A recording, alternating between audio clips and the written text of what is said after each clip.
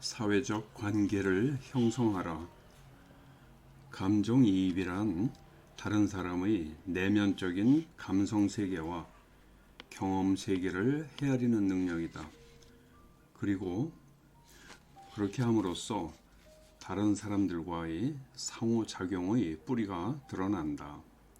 반면에 사회적인 능력은 외부적인 공동생활, 무난한 사회생활, 사회적인 경기규칙의 숙달 정도와 더 많은 관계가 있다. 가령 자녀의 학교 생활에 대한 불안감을 헤아리고자 한다면 감정이입이 필요하다. 또 학생이 안고 있는 이러한 문제점을 해결하고 그 학생을 자기 쪽으로 끌어들이기 위해서는 교사에게 사회적인 능력이 요구된다. 유쾌한 대화 분위기를 마련한다든가 상대방을 설득하여 동기부여를 해주는 것, 갈등을 조정하고 다양한 방면에서 문제점을 고찰하고 그룹 관계의 시스템과 상호작용 시스템을 인식하는 것 같은 것이 그러한 능력에 속한다. 사생활이나 직업생활에서 사회적인 능력의 중요성이 점점 더 커지는 것은 우연이 아니다.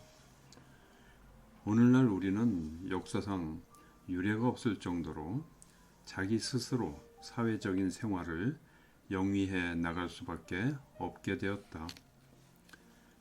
몇십 년 전까지만 해도 사람은 기존의 공동체에 소속되어 태어났다.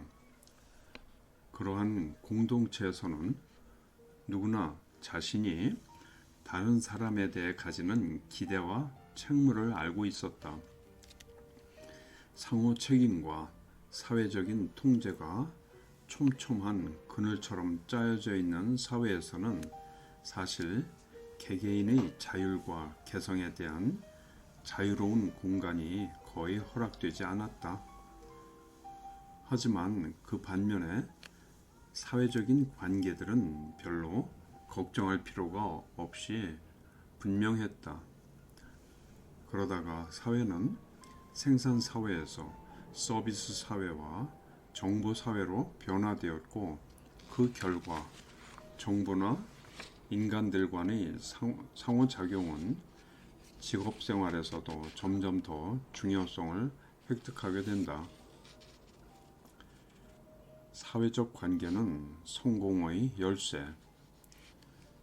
영국과 미국의 클럽이나 대학들의 졸업생 네트워크가 어느 시대에나 그들 상호 간에 도움을 주는 분명하고도 확실한 수단이었던 반면에 독일에서는 이를 말할 수 없는 불명예로 간주되고 있다.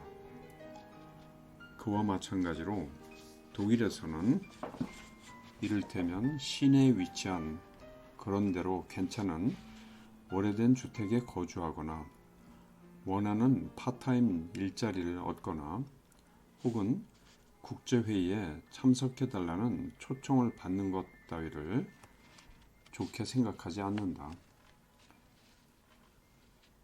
이 같은 성공에 맞닥뜨리면 대체로 부정적으로 동창이나 지역 연주를 연상하지 결코 독자적인 능력 또는 힘을 연상하지 않는다.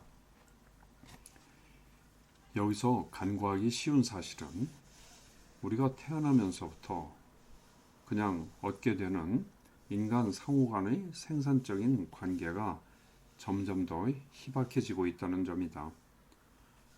적어도 다른 도시로 이사를 가게 되면 자신의 사회적인 네트워크, 즉 다른 사람과의 관계와 끈을 필요할 때마다 새로 만들어야 한다. 하지만 우정과 친분 관계는 잘 유지해둘 필요가 있다. 그러한 관계를 만들고 유지하기 위해서는 다층적인 급부와 그 반대급부의 교환이 필요하다. 여자친구가 전화를 걸어 교육 문제를 상의하고 싶다며 만나자고 해서 흥미진진한 영화 보는 것을 포기해야 하는 경우가 그러하다. 그리고 옛날에 같이 공부하던 동료와의 관계를 계속 유지하는 것, 이웃집의 아이를 돌봐주는 아줌마가 오지 않아서 그 아이를 대신 봐주는 것, 사장의 생일을 기억하는 것, 일요일 오후에 아는 사람 집 지하실에 물이 스며들어서 그것을 함께 치워주는 것, 자신을 피하는 여자에게 커피를 사주는 것 등 역시 마찬가지 경우이다. 모든 것은 다른 사람의 감정이라든가 관심, 문제점을 이해해주고 자신의 소망은 접어두는 마음씨를 필요로 하며 돈, 시간, 힘, 타협 및 위험 부담을 요구한다. 이렇게 볼 때 다양한 사회적 관계는 정보 획득, 직장에서의 승진, 활동의 자유, 내적, 외적인 안전, 스트레스 해소, 풍요로운 삶과 같은 이익을 가져다 줄 때만 그러한 행동이 정당성을 확보한다. 그러므로 사회적인 유대관계의 토대는 관계를 맺는 활동이다. 하지만 주변에서 관계를 맺으려고 안간힘을 쓰지만 번번이 장벽에 부딪히고 마는 아이와 어른들을 심심치 않게 볼 수 있다. 이런 사람들은 대부분 왜 그런지를 알지 못한다. 사회적인 구괴자들은 무언가 이상하게 행동하고 부적절한 지점에서 웃음을 터뜨린다. 그들은 대화가 언제 끝났는지 알지 못하며 말을 너무 많이 하는데 자신에 대한 이야기를 거의 하지 않거나 혹은 자기 이야기만 한다. 또 신체에 관한 질문이나 호기심 어린 질문으로 상대방에게 너무 가까이 접근하면서도 눈이 마주치는 것을 피한다. 심리학자들은 이러한 태도를 정서 이상이라고 일컫는데 감성 신호를 제대로 해석할 수 있는 능력이 부족하다는 뜻이다. 사회적 구괴자는 사회적인 재주가 좋은 사람들이 탁월한 두각을 나타내는 세 가지 분야, 즉 자신과 타인의 신체 신호에 대한 감수성, 적절한 감정 조절, 자신의 감성을 상대방의 감성과 맞추는 능력에서 상대적으로 뒤떨어진다. 신체로 말을 한다. 다른 사람들과의 의사소통은 협의, 대화, 잡담을 통해서뿐만 아니라 적어도 표정, 몸짓, 무언의 언어들을 통해서도 가능하다. 비언어적인 신호들은 대화의 분위기를 지배하며 말보다도 더 다른 사람에 대한 우리의 인상을 특정 짓는다. 그에 해당하는 모든 세미나에도 불구하고 신체 반응을 언어적인 태도로 조종하는 것이 본질적으로 더 까다롭기 때문에 그러하다. 사회적인 재주가 있는 사람들은 자신의 신체 언어를 의식적으로 동원한다. 그렇다고 해서 그들이 기계적으로 특정한 신체 운동에 익숙해지도록 연습해서 그런 것을 재현한다는 말은 아니다. 오히려 자신과 다른 사람의 신체 운동을 관찰해서 비언어적인 반응을 예민하게 감지하는 데 힘을 집중한다. 우리가 대화 상대방에게 보내는 비언어적인 신호는 상대의 기분과 태도에 직접적인 영향을 미친다. 대화 상대방은 우리 자신을 비추는 거울이다. 그러므로 신체 언어를 위해 더 많은 감지 능력을 개발하는 것이 필요하다. 조종을 하거나 관철시키려는 목적에서가 아니라 다른 사람들과의 의사소통을 한 차원 더 높이기 위해서이다. 감정을 드러내는 방식. 어떤 감정은 드러내도 되고 어떤 감정은 드러내서는 안 되는가 하는 것은 상이한 문화들에 있어 뿐만 아니라 한 사회 내의 소집단에 이르기까지 각각 다르게 정의되는 사회적인 수준에 달려있는 문제이다. 이렇게 서로 다른 감정 표출 방식은 일례로 동독과 서독이 통일되면서 겪은 정치적인 격동기 직후의 독일 사람들이 서로 접촉을 꺼려하는 한 가지 원인이 되기도 했다. 어떤 서독 사람이 라이프치히의 한 호텔에서 카드 열쇠에 문제가 생겨 방문을 열 수 없었다.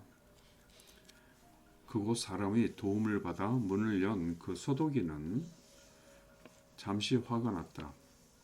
왜냐하면 서독 복지사회의 냉정한 거리감에 익숙해 있는 그는 동독 사람이 당연하다는 듯이 방 안에까지 들어와 도와주는 것을 경계 침범 행위로 느꼈기 때문이다. 우리의 사회적인 능력이 커질수록 우리의 감정은 사회적인 맥락에서 통용되는 감성적인 도식이나 대외용 규칙들에 더 잘 맞추어진다. 그런데 이 도식과 규칙들이란 누가 언제 어떤 감정을 어떤 형식으로 밖으로 드러내도 되는지를 규정하고 있다. 상황에 따라서 다음 사실은 필수적일 수도 있다. 감정을 대수롭지 않은 것처럼 드러내기. 성공적인 하루를 보내고 나서 나는 오늘 그럭저럭 보냈습니다 하고 말하는 것. 감정을 과장하기. 초심자의 공이 계속 장애로 나가지 않을 때 잘 쳤습니다 하고 칭찬해 주는 것. 감정을 대체하기. 저녁에 영화를 함께 보러 가자는 제의를 받고 유감스럽게도 오늘 저녁 음악회 가기로 했답니다. 그렇지 않았다면 물론 기꺼이 갔을 텐데요. 라는 식으로 사양하는 것. 그런데 일반적으로 남자들에게는 여자들과 다른 규칙이 적용된다. 똑같은 행동이 남자의 경우에는 남자답지 않게 여겨지지만 여자의 경우에는 남의 마음을 잘 헤아리는 것으로 여겨지는가 하면 남자의 경우에는 역동적인 행동으로 비치는 것이 여자에게는 공격적인 것으로 보이기 때문이다. 또 남자가 그런 행동을 하면 실용적으로 여겨지는 것이 여자의 경우에는 냉담한 것이 되기도 한다. 그리고 아주 어린아이들도 일찍부터 사람들이 별것 아닌 선물에 대해서는 고마워하지 않으며 스키를 타다가 부상을 당해도 야단법석을 떨지 않는다는 것을 배운다. 이와 같은 경우에 자신의 감정을 잘 생각하여 드러내 보이는 것은 결코 간단한 일이 아니다. 지나친 자족, 놀라움 혹은 고려는 감정의 무분별한 발산과 마찬가지로 다른 사람들을 똑같이 곤혹스럽게 할 수 있다. 감정의 전염성을 활용한다.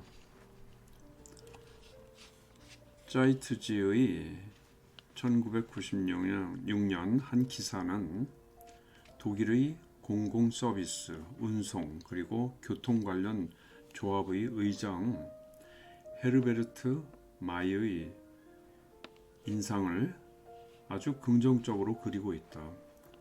이 글을 쓴 여류 작가는 마이를 감수성이 예민하고 사려 깊고 관찰 능력이 뛰어난 사람으로 묘사하면서 남의 말을 귀담아 듣지만 또 한편 자신의 뜻을 굽히지 않는 사람이라고 또 말했다.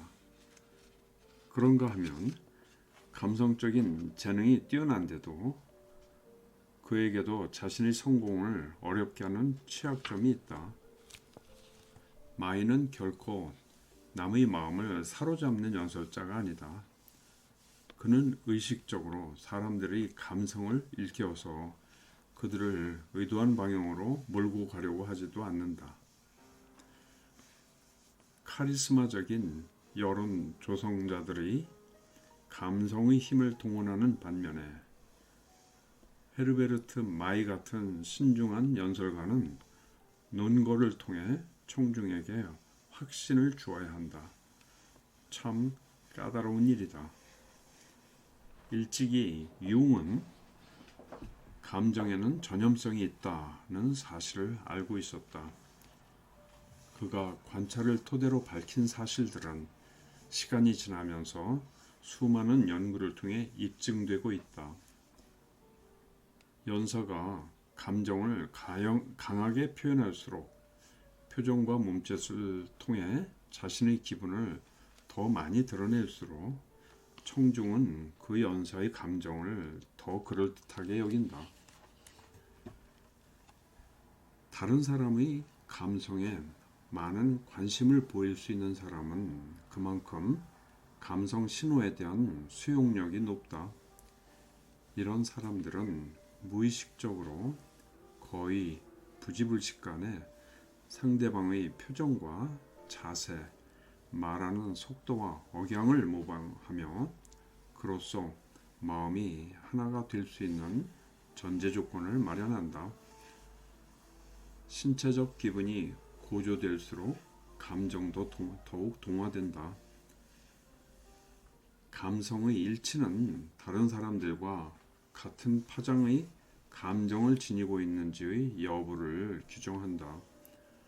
그것은 직장에서, 가정에서, 각종 협력관계에서 혹은 다른 사람과의 일상적인 교제에서 성공적인 관계 설정을 하는데 꼭 필요하다.